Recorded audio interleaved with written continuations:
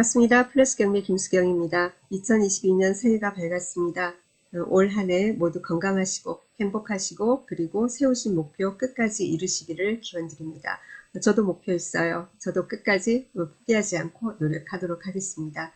자, 2022년 첫 추천 경매 물건입니다. 서울 마포구 상암동에 있는 근린상가 물건 한번 골라봤습니다. 같이 분석해 보도록 하겠습니다. 자, 입찰 날짜는 1월 25일입니다. 1월 25일이고 서울 서부지방법원 본원에 사건 번호는 2021 타경의 783대입니다.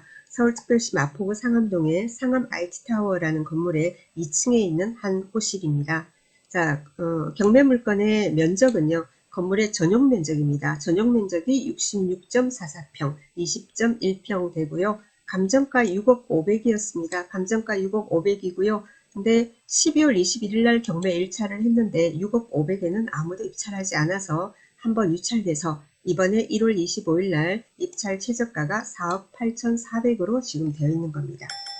자, 그러면 관련 사건, 이 사건의 관련 사진 한번 보도록 하겠습니다. 사진 보니까 건물이 큰 게 나온다, 그죠? 이 일대는 건물들이 다 크더라고요. 그래서 여기 내부 사진이에요. 여기는 입구고, 여기는 보니까 2층까지가 이제 그 근린 상가예요. 지하부터 2층까지가 상가고, 3층부터는 이제 오피스로 되어 있는 겁니다. 그래서 2층 상가에 이렇게 안내판인데, 자세하게 글씨는 안 보이지만은, 여기 안내판에 이게 감정이 4월달에 했거든요. 작년 4월에 할 때 그 당시에 감정평가사가 찍은 사진인데 뭐 병원이라든가 여러 가지 뭐 학원도 보이고 식당도 보이고 그리고 여기는 지금 경매 나온 거는 그 세무법인의 사무소입니다. 그런데 세무법인 사무소인데 요거 빼고는 나머지 업종들이 입점되어 있는 업종들이 보니까 우리 아파트 단지 앞에 있는 프라자 상가의 업종하고 뭐 거의 일치합니다. 그리고 여기 공란, 빈칸이 두 개가 보이는데 작년 4월에는 이렇게 빈칸이 보이는데 이게 뭐 공실이어서 빈칸인지 어떤지는 모르겠어요. 현장 가봐야지 알 수 있겠죠. 여튼 이렇게 이제 지금 되어 있습니다. 그리고요, 이게 이제 복도 모습이에요. 자, 2층 이렇게 여니까 화살표 이렇게 되어 있는 이 부분이 그러면은 지금 경매에 나온 사건이다라고 이제 표시가 되어 있는 거고 그 옆에 보니까 여기도 보니까 여성 전용 피트니스라고 되어 있죠. 그죠? 그러니까 우리 아파트 단지 앞에 그죠? 주거지역의 플라자 상가에 있는 업종이고 그리고 바로 맞은편에 마우스 움직이는 여기도 보니까 수학 전문 학원이 보입니다. 그리고 뭐 현수막에 중고등부 어쩌고 저쩌고 뭐 이런 내용들이 보여요. 자, 그리고 이 호실의 위치는 2층에서 요 위치예요. 요 위치입니다. 빨갛게 표시되어 있는 위치고 그리고 여기가 이제 대로변이거든요. 이쪽으로는 전부 다 아파트, 그죠? 아파트 단지가 되고 이쪽으로는 전부 다 뭐 오피스들, 그죠? 오피스 건물 그리고는 오피스텔 건물 이런 걸로 되어 있고 그리고 조금 더 이렇게 남북쪽으로 가게 되면은 뭐냐면은 방송국 건물들이 있죠, 그죠? 자, 그러니까 우리가 지도로 그러면은 이번에는 한번 보도록 하겠습니다. 지도 봅시다.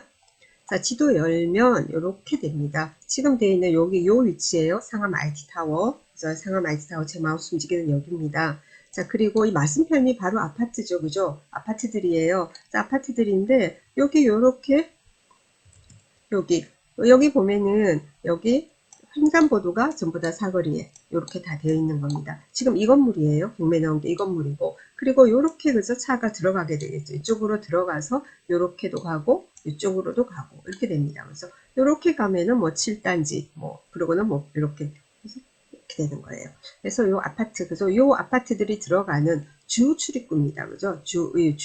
주된 어떤 길이 되겠죠. 그죠? 이제 차량이 다 이쪽으로 움직이게 되는 거죠. 그리고 바로 앞에 있기 때문에 사실은 여기는 다 오피스텔 내지 오피스 건물들이에요. 여기도 보면 삼성 SDS 상암 데이터 센터 뭐 이런 식으로 다 보이잖아요. 그런데 아파트 바로 앞에, 그래서 이렇게 있다 보니까 우리가 프라자 상가에서 보는 업종들 이런 게 이제 들어오기가 좋은 거죠. 네. 그리고 이 건물이 전체가 다 그런 건물이다 이러면은 너무 크면은 공실의 위험이 있나 할 건데 그런 근린 상가 그런 업종들이 들어갈 수 있는 게 2층까지란 말이에요. 지하 1층에서 지상 2층까지니까 상가가 그렇게 많지는 않다라는 생각이 듭니다. 자, 그러면은 조금 우리가 원거리에서 이렇게 보지 않습니까? 자, 그러면은 상암 월드파크에서 1단지에서 해가지고는 12단지까지 이렇게 되는데 이게 뭐 7천 몇백 세대가 되는 걸로 알고 있습니다. 자, 그리고 여기는 이제 오피스 건물들이 있고 그리고 이쪽으로는 방송국들이죠. 그죠? 여기 MBC다. 그죠? 여기 안 보이지만 확장 여기 MBC고, 그리고 뭐 KBS라든가 여러분 잘 아시는 뭐 TVN, 뭐 YTN, JTBC 이런 식으로 여기 방송국들이 있고, 그리고 관련 업종, 관련 기업들이 있는 거고, 그렇습니다. 그래서 여기 있는 이런 어떤 건물들 같은 경우 전체가 프라자 상가라기보다 이쪽은 거의 다 여기 상암 IT타워처럼 2층까지가 그린 상가로 주로 이렇게 되어 있고, 그렇죠. 그렇죠. 자, 그런데 여기 같은 경우에는 아파트 들어가는 주출입, 그죠? 요 동선, 요 바로 앞에 있기 때문에 그런 업종들이 들어오기에 뭐 유리한 위치가 아닌가라는 생각이 들었습니다. 사무실로도 괜찮고, 그리고는 일반 우리 그 생활에 밀접한 생활 밀착형 업종이 들어와도 좋지 않나라는 생각이 들어서 한번 이제 추천 물건으로 골라봤습니다. 그래서 이 건물에 이제 들어있는 업종들 해가지고 장소에서 뭐 60개 업체에 나오는데 이거야 계속 변동이 있는 거니까. 그래서 여기 보면은 이 지금 경매 물건이 2층이란 말입니다. 바로 여니까 뭐죠? 제일 먼저 나오는 게 영어 학원이 나옵니다. 영어 학원 해가지고는 그래서 201호, 218호 뭐 이런 식으로 몇 개 호실을 이제 같이 쓰는가 봐요. 요거는 2개 호실을 같이 쓰는 것 같고, 아까 그래서 그 안내판에 공란일 수도 있어요. 그죠? 그리고 또 2층에 보면 여기는 이제 뭐 대구탕집은 몇 층인지는 나와 있지 않지만은, 그죠? 그리고 이런 식으로 여러분이 내려가면서 보면은 2층에 여기 2층 치과, 여기 보니까 E에서 여기 치과의원이 있는데 치과도 이제 2층 204호 이런 식으로 되어 있고요. 그리고 뭐 1층이고 그다음 내려가서 이런 식으로 보면 돼요. 여기 뭐 보니까 무슨 헬스클럽 요것도 2층에 있고, 이런 식으로 여러분이 확인을 할 수 있겠죠. 일단 이런 식으로 이제 손품을 팔고, 여기 국어학원 나오네요. 보습학원. 아까 수학학원도 있었고. 그래서 이런 식으로 여러분이 하나하나 보면서 먼저 2층에 이런 업종들이 지금 현재 있구나. 그래서 여기 수학 전문학원 아까 봤던 게 있고요. 그리고 뭐 카페 이런 건 주로 1층에 있겠죠. 1층에 있겠죠. 네, 이렇게 식으로 확인을 하실 수 있습니다. 네, 그렇게 하시고 일단 손품 팔고, 그리고는 현장 가셔서 그래도 직접 공실이 얼마나 있는지는 확인하셔야 되는 거예요. 지금 보는 요게 지금 경매에 나온 겁니다. F 되어 있는 거죠. 무슨 세무법인 되어 있는 게 요게 지금 이제 경매에 나와 있는 거고, 그런 식으로 여러분도 한번 확인을 쭉 해보시기 바랍니다.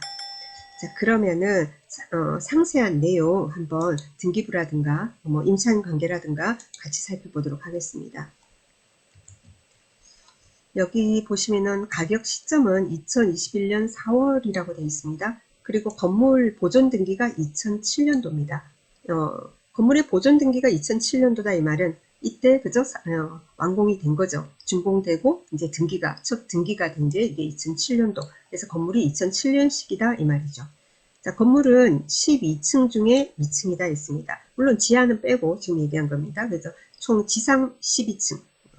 지하부터 해서 지상은 12층, 그 중에서 2층이다 이렇게 되어 있고, 사용 승인 금방 설명드렸고요. 그리고 전용 면적이 66.44제곱미터, 20.1평이고 지금 뭐죠? 임차인이 있는데 그 임차인은 뭐 세무법인 땡땡 세무법인의 마포지사 이렇게 되어 있습니다. 그리고 또 뭐냐면은 등기부 한번 보죠. 등기부와 임차인 관계를 같이 보도록 하겠습니다. 등기부 보니까 2007년 12월 10일 했습니다. 그러면은 이게 이때 지어졌잖아요. 이때 보존 등기 아닙니까? 첫 소유주가 그대로 그죠? 유지가 되고 있는 거죠. 자, 그때 우리 왜 분양 받아서 그죠? 잔금 낼 때 돈이 필요하면은 담보대출을 받습니다. 그죠? 그래서 이제 담보대출 해주고 근저당이 이제 설정이 된 겁니다. 2007년 12월 10일 동일한 날짜죠. 자, 국민은행에서 대출을 이제 받은 모양입니다. 그래서 국민은행에 근저당이 있고요. 그 다음에 2013년도에 또 국민은행으로부터 추가 대출을 받은 모양입니다. 그리고 2019년도 8월 27일 날 해서 이제 농협에 또 가압류도 있고 그렇습니다. 그래서 어쨌든 제일 위에 있는 근저당권자 국민은행이 지금 임의 경매를 신청한 그런 상황입니다. 자, 그러면 말소기준 등기는 제일 위에 있는 국민은행의 근저당 2007년 12월 10일의 근저당이 말소기준 등기됩니다. 자, 임차인 보도록 하겠습니다. 임차인이 있거든요. 자, 임차인이 사업자 등록이 2018년 12월 19일입니다. 우리 말소기준 권리 어떻게 됩니까? 2007년 12월 10일에 국민은행의 근저당입니다. 사업자 등록 2018년도입니다. 그러니까 당연히 대항력은 없습니다. 대항력은 없습니다.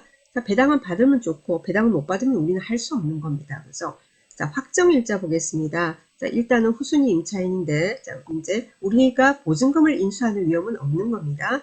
그런데 살펴보니까 확정을 받았어요. 확정을 언제 받았냐? 그래서 경매가 2021년 3월 24일 날 들어왔는데, 경매 들어오고 하니까 혹시나 해서 확정을 받은 겁니다. 그래서 혹시라도, 그죠? 뭐 등기부 순서에 의해서 확정을 받으면 우선 변제권 생기니까 혹시라도 하는 생각에 이제 확정을 뒤늦게야 받은 모양입니다. 그리고 배당 요구 종기일이 2021년 6월 10일이었습니다. 근데 2021년 4월 30일 배당 요구는 했습니다. 보증금 3천만 원에 월 170만 원이라고 합니다. 3천에 170만 원. 사업자 등록 2018년 이렇게 돼 있지 않습니까? 자, 요 당시에 3천에 170으로 계약이 된 겁니다. 지금 이제 그러면은 과연 임대차 조건 어떻게 되는지 어느 정도를 받을 수 있을지는 현장을 가셔서 우리가 조사를 할 수밖에 없는 거죠. 그렇죠? 자, 어쨌든 3천에 170만 원의 임차인이 사업자 등록을 하고 지금 사업을 하고 있는데 사업자 등록이 말소 기준 등기보다 늦어서 대항력은 없고 확정은 뒤늦게 받긴 했는데 배당을 조금이라도 받으면 다행이고 못 받으면 또 할 수 없는 거고 그렇습니다. 못 받게 될 가능성이 상당히 높습니다. 왜냐하면은 국민은행 위에 근저당만 해도 여기에 뭡니까? 5억 8,060만 원, 또 5억 8,060만 원 이렇게 있단 말입니다. 그러니까 어떻게 뭐 받을 수 있는 가능성은 없다라고 저는 봅니다. 자, 이렇게 임차인이 배당을 받을 수 있는 가능성이 없다. 예, 그렇게 된다면은 우리는 두 가지를 생각할 수밖에 없습니다. 그래서 한 가지는 뭡니까? 이 사람, 여기 업체하고 이 업체에서 계속해서 여기서 뭐 하고 싶다. 사업을 하고 싶다. 그러면 어떻게 됩니까? 적정한 임대료를 우리가 조사를 해서 우리가 여기 이 업체하고 계약을 하게 되는 거죠. 자, 이때 계약할 때는 기존에 있는 그 조건에서 뭐 5%뭐 상한선 이런 건 없어요. 어차피 여기는 이제는 뭐 대항력도 없고 인도 명령 대상, 그러니까 명령 그냥 우리가 명도를 할 수 있는 그런 겁니다. 대항력이 없기 때문에 우리는 어차피 내보내고 시세에 맞춰서 새로운 임차인을 넣으면 되는 겁니다. 아파트 앞이지 않습니까? 아파트 앞이니까 거기 안에 보니까 업종 보니까 어땠어요? 학원들 상당히 많았죠. 학원 있고 병원 있고 뭐 피트니스 있고 흔히 있는 그런 업종들이 거기 다 있는 겁니다. 그러면은 같이 시너지 효과를 낼 수 있는 그런 어떤 학원이라든가 병원이라든가 기타 뭐 미용실도 될 수 있을 것이며 여러 가지 그런 어떤 그 뭡니까? 그 서로가 그 기존 있는 지금 있는 요 사무실 말고 기존 있는 업종하고 그래서 연관되는 게 들어오면은 더 좋겠다라는 생각도 들고요.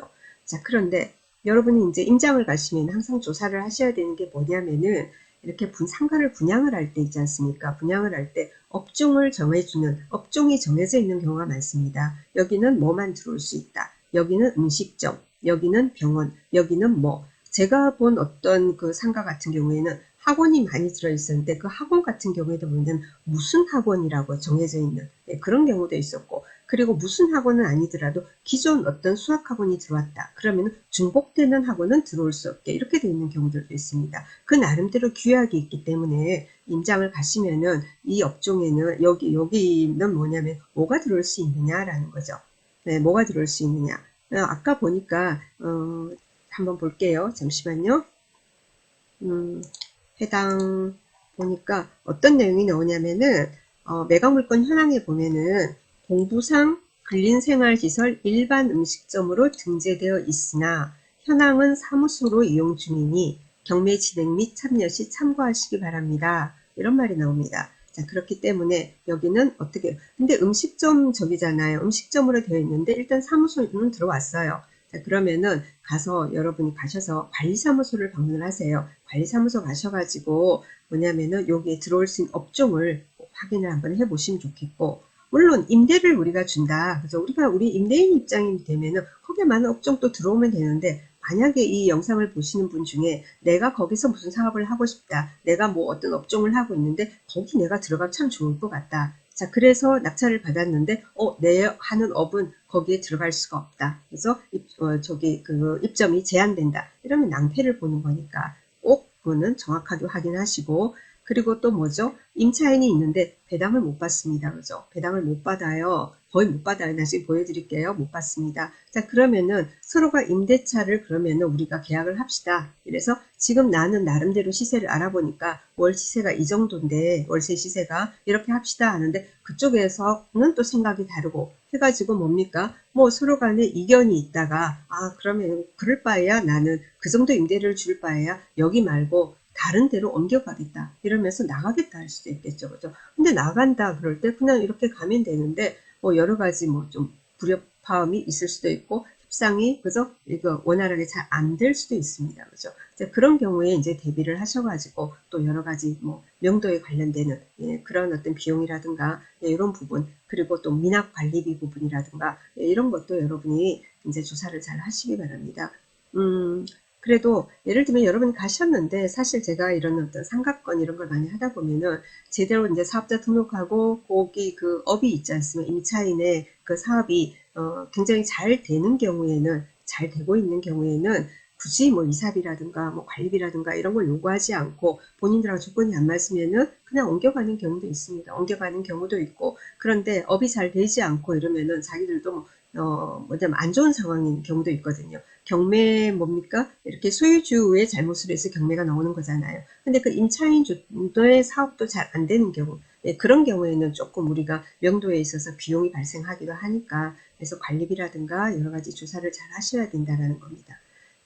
현업이 이분들이 잘 하고 있는 경우에는 사실은 명도비를 들이지 않고 이렇게 협상하는 방법도 있습니다만 너무 대놓고 제가 방송에서 말씀드리기는 좀 그렇습니다.